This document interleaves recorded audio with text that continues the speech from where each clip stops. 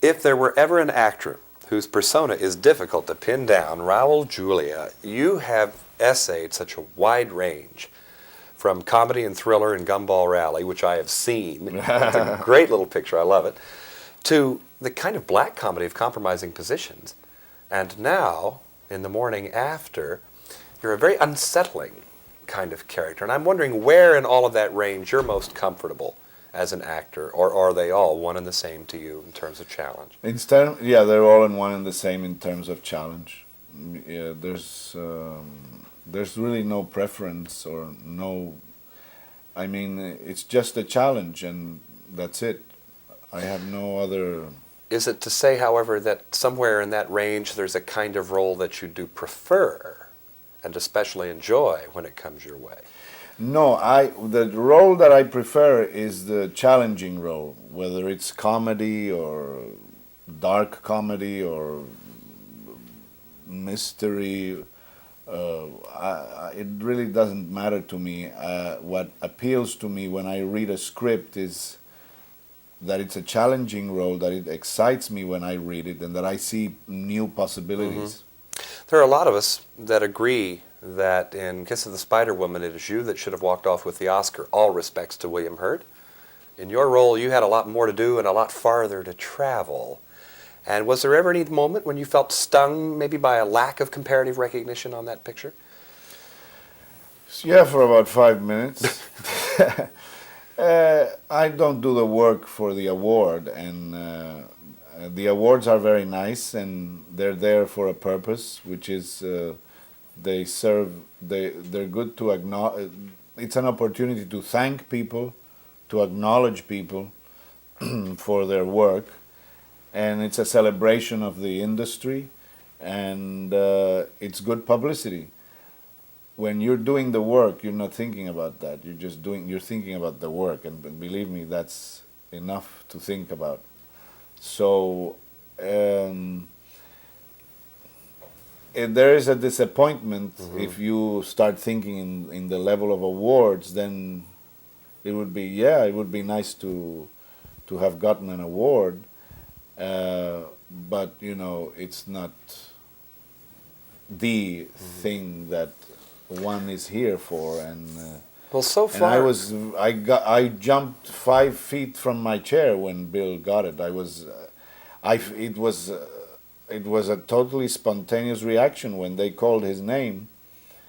It's almost inhuman that they keep the cameras on the faces of the other contenders. I think it's very cruel. Yeah. As a matter of fact, I'm thinking that if that ever happens, if I'm ever in that situation, and they put the camera on my face, I'm going to bring a paper bag and put it over my.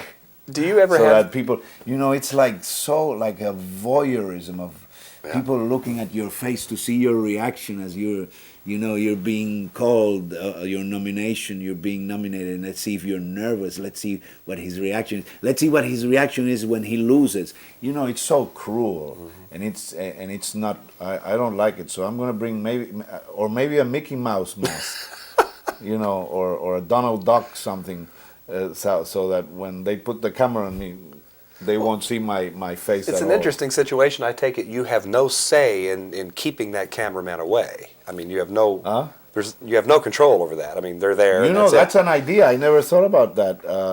It could be that you could say, I've never heard anybody say that, and it's possible that you could say that you have the right to say, I don't want the camera on me. When I am called because of the nomination. If you want, you can put a photograph. There you go. There are a lot of people watching you right now, especially younger audiences, who maybe are not very well acquainted with the world of living drama.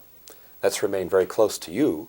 And I'm wondering if you could speak to younger viewers about maybe the importance and the joy that would await them in theaters, not just movie theaters, but stage. Oh, yes. The movies everybody goes to, so that's no problem. But go to the theater and experience living actors creating a play there, spontaneously, live.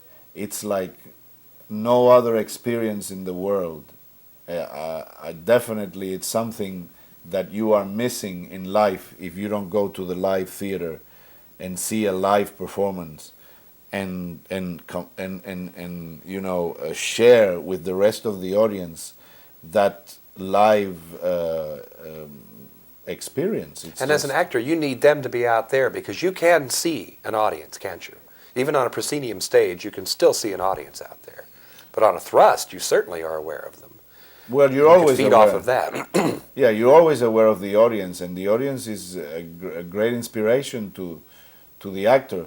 I mean, there's a huge difference when during rehearsals we're rehearsing the play without an audience, and then when the first performance comes, the play takes Yes. an incredible new level of aliveness, and you all of a sudden find things that you didn't know were there when you were rehearsing, and the audience contributes to that. Is it So possible to recall just within a minute, maybe one time when you first had that rush of that contact with a live audience and you were hooked forever because of it? the very first time I did a play, which was when I was in first grade.